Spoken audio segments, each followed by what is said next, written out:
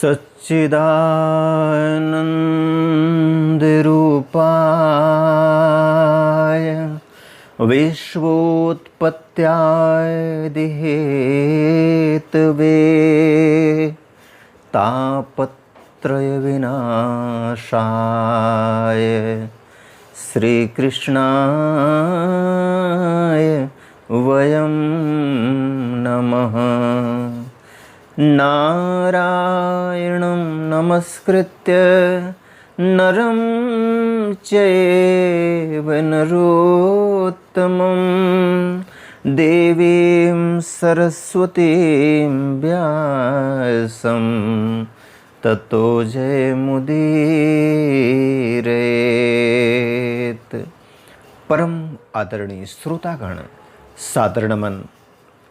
आशा करता हूँ आप स्वस्थ एवं प्रसन्न मुद्रा में होंगे। आज आपके समक्ष प्रस्तुत है श्रीमद् भागवत महापुराण अष्टम स्कंध षष्ठो अध्याय, जिसमें देवताओं और दैत्यों का मिलकर समुद्र मंथन के लिए उद्योग करना वर्णित है। श्री शुकदेव जी कहते हैं, परीक्षित, जब देवताओं ने सर्वशक्तिमान भगवान श्री हरि की स्तुति की, तब वे उनके बीच में ही प्रकट हो गए और उनके शरीर की प्रभा ऐसी थी मानो हजारों सूर्य एक साथ ही उग गए हों। भगवान की उस प्रभा से सभी देवताओं की आंखें चौंधिया गईं। वे भगवान को तो क्या, आकाश दिशाएं, पृथ्वी और अपने शरीर को भी न देख सके। केवल भगवान शंकर और ब्रह्मा जी ने उस छवि का दर्शन किया। बड़ी ही सुंदर झांकी थी। मरकतमणि, पन्ने के समान स्वच्छ श्यामल शरीर, कमल के भीतरी भाग के समान सुकुमार नेत्रों में लाल डोरियां और चमकते हुए सुनहले रंग का रेशमी पीतांबर, सर्वांग सुंदर शरीर के रोम रोम से प्रसन्नता फूट पड़ती थी। प्रसन्नता फूटी पड़ती थी। धनुष के समान टेढ़ी भौहें और बड़ा ही सुंदर मुख, सिर पर महामणिमय किरीट और भुजाओं में बाजूबंद, कानों के झलकते हुए कुंडलों की चमक पड़ने से कपोल और भी सुंदर हो उठते थे, जिससे मुखकमल खिल उठता था। कमर में करधनी की लड़ियां, हाथों में कंगन, गले में हार और चरणों में नूपुर शोभायमान थे। वक्षस्थल पर लक्ष्मी और गले में कौस्तुभमणि तथा वनमाला सुशोभित थी। भगवान के निज अस्त्र सुदर्शन चक्र आदि मूर्तिमान होकर उनकी सेवा कर रहे थे। सभी देवताओं ने पृथ्वी पर गिरकर साष्टांग प्रणाम किया। फिर सारे देवताओं को साथ ले शंकर जी तथा ब्रह्मा जी परम पुरुष भगवान की स्तुति करने लगे। ब्रह्मा जी ने कहा, जो जन्म, स्थिति और प्रलय से कोई संबंध नहीं रखते, जो प्राकृत गुणों से रहित एवं मोक्ष स्वरूप परमानंद के महान समुद्र हैं, जो सूक्ष्म से भी सूक्ष्म हैं और जिनका स्वरूप अनंत है, उन पर ऐश्वर्यशाली प्रभु को हम लोग बार बार नमस्कार करते हैं। पुरुषोत्तम, अपना कल्याण चाहने वाले साधक वेदोक्त एवं 5 रात्रोक्त विधि से आपके इसी स्वरूप की उपासना करते हैं। मुझे भी रचने वाले प्रभु, आपके इस विश्वमय स्वरूप में मुझे समस्त देवगणों के सहित तीनों लोक दिखाई दे रहे हैं। आप में ही पहले यह जगत लीन था, मध्य में भी यह आप में ही स्थित है और अंत में भी यह पुनः आप में ही लीन हो जाएगा। आप स्वयं कार्य कारण से परे परम स्वतंत्र हैं। आप ही इस जगत के आदि, अंत और मध्य हैं। वैसे ही जैसे घड़े आदि, मध्य और अंत मिट्टी हैं। आप अपने ही आश्रय रहने वाली अपनी माया से इस संसार की रचना करते हैं और इसमें फिर से प्रवेश करके अंतर्यामी के रूप में विराजमान होते हैं। इसीलिए विवेकी और शास्त्रज्ञ पुरुष बड़ी सावधानी से अपने मन को एकाग्र करके इन गुणों की, विषयों की भीड़ में भी आपके निर्गुण स्वरूप का ही साक्षात्कार करते हैं। जैसे मनुष्य युक्ति के द्वारा लकड़ी से आग, गौ से अमृत के समान दूध, पृथ्वी से अन्न तथा जल और व्यापार से अपनी आजीविका प्राप्त कर लेते हैं, वैसे ही विवेकी पुरुष भी अपनी शुद्ध बुद्धि से भक्ति योग, ज्ञान योग आदि के द्वारा आपको इन विषयों में ही प्राप्त कर लेते हैं और अपनी अनुभूति के अनुसार आपका वर्णन भी करते हैं। कमलनाभ जिस प्रकार दावाग्नि से झुलसता हुआ हाथी गंगा जल में डुबकी लगाकर सुख और शांति का अनुभव करने लगता है, वैसे ही आपके आविर्भाव से हम लोग परम सुखी और शांत हो गए हैं। स्वामी, हम लोग बहुत दिनों से आपके दर्शनों के लिए अत्यंत लालायित हो रहे थे। आप ही हमारे बाहर और भीतर के आत्मा हैं। हम सब लोकपाल जिस उद्देश्य से आपके चरणों की शरण में आए हैं, उसे आप कृपा करके पूर्ण कीजिए।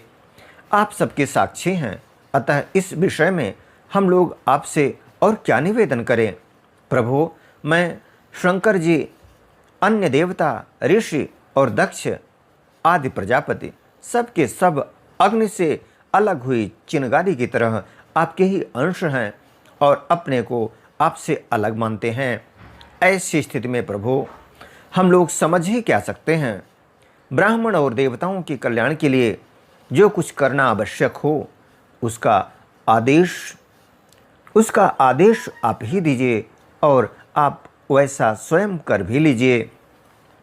श्री सुखदेव जी कहते हैं, ब्रह्मा आदि देवताओं ने इस प्रकार स्तुति करके अपनी सारी इंद्रियां रोक लीं और सब बड़ी सावधानी के साथ हाथ जोड़कर खड़े हो गए। उनकी स्तुति सुनकर और उसी प्रकार उनके हृदय की बात जानकर भगवान मेघ के समान गंभीर वाणी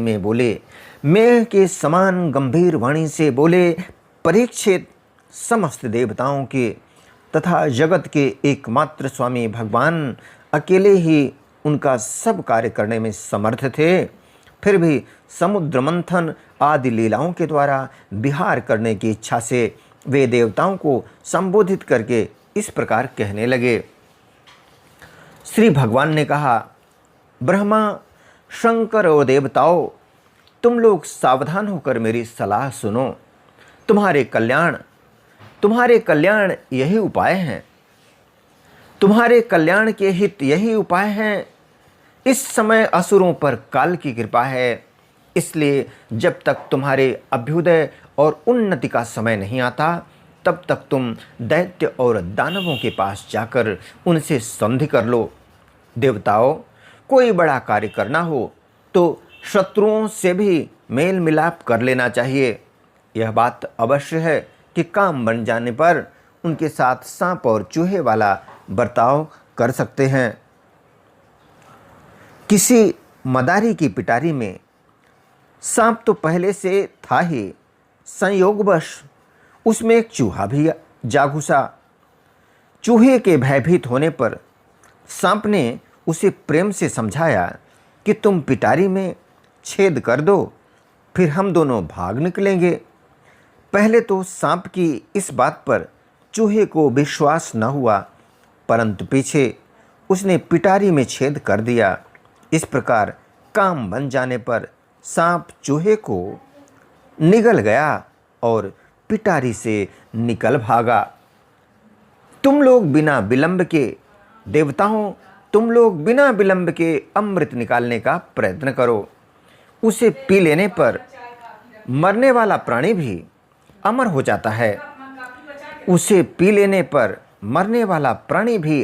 जाता है। पहले क्षीर सागर में सब प्रकार के घास, तिनके, लताएं और औषधियाँ डाल दो।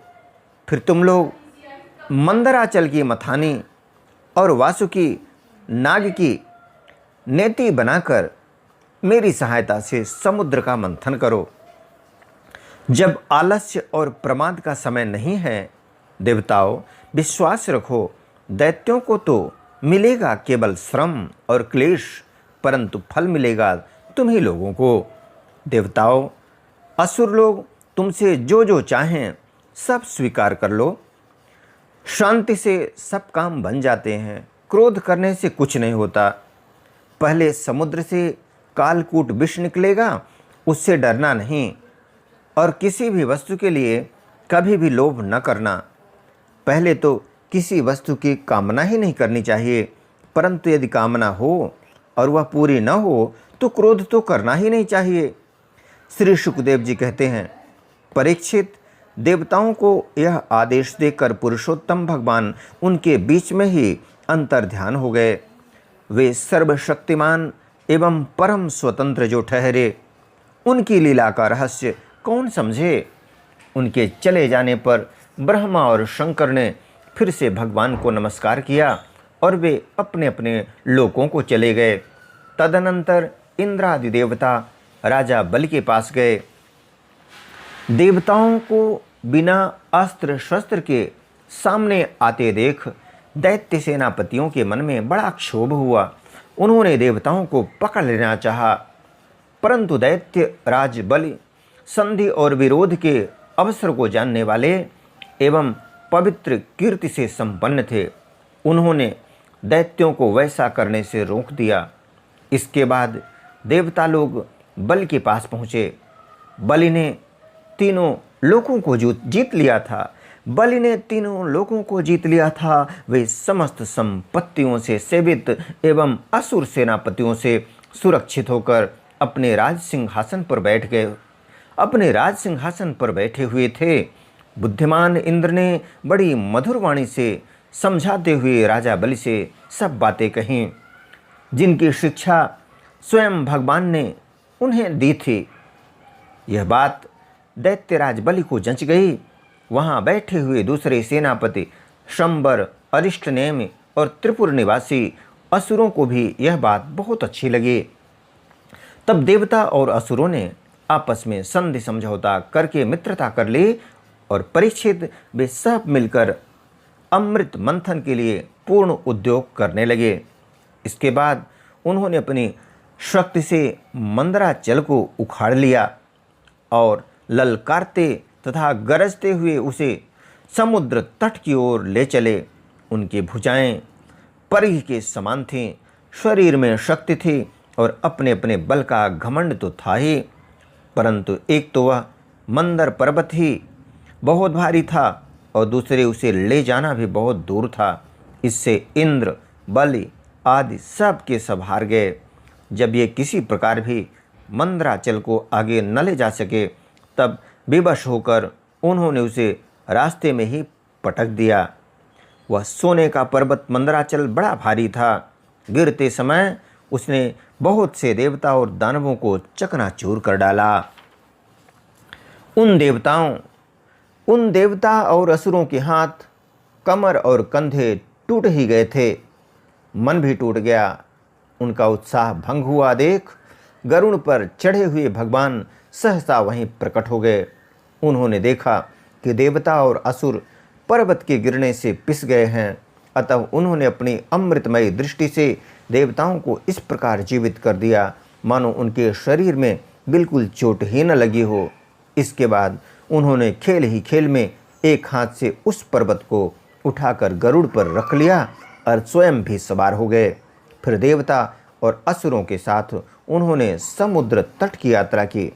पक्षीराज गरुड़ ने समुद्र के तट पर पर्वत को उतार दिया। फिर भगवान के विदा करने पर गरुड़ जी वहाँ से चले गए। इति श्रीमद्भागवते महापुराणे पारमहंस्यां संहितायाम् अष्टम स्कंधे अमृतमथने मंदराचलानयनं नाम षष्ठो अध्याय।